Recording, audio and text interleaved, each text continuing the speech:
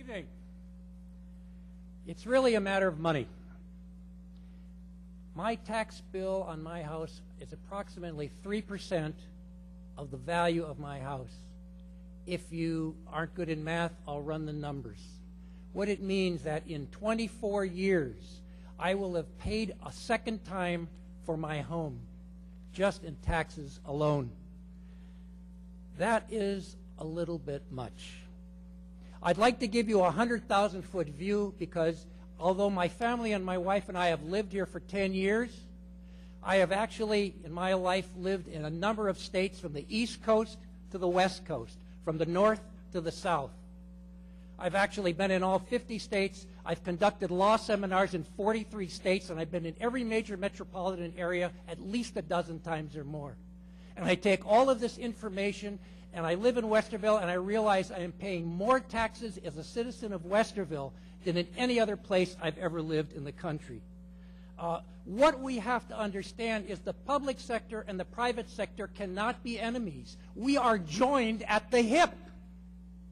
And for the last 4 years, the private sector has been undergoing, as you know, a financial bloodbath. People are taking cuts in pay. People are working overtime and not getting paid for it. People are losing their jobs. And every morning, people in the private sector wake up and pray to heaven that their job isn't being shipped to Asia. And in the meantime, it seems to be, in my opinion, pretty much business as usual in the public sector, but it can't go on because we're joined at the hip. And the public sector cannot merely ignore the financial and economic laws of gravity. Eventually, things are going to balance out. And when I look at the fact that 5 out of every $6 we spend is on teachers and administrators' salaries, pensions, benefits, and perks, it's pretty obvious what's going to happen if this fails.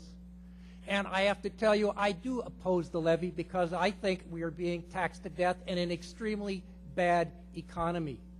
And the only way we're going to get around this is to look at getting things more in balance. We don't even have to eliminate sports. We don't have to eliminate extracurricular activities. We don't have to eliminate band or music or art. All we have to do is look at the salary structures and negotiate for future needs.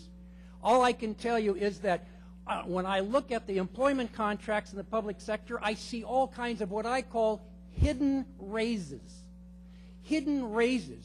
In the private sector, nobody gets a step increase for staying in their job for an additional year. It doesn't happen.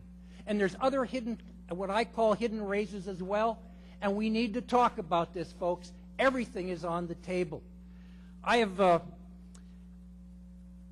been here for 10 years. This is the first time, I guess I should thank everybody, this is the first time I've ever been politically active.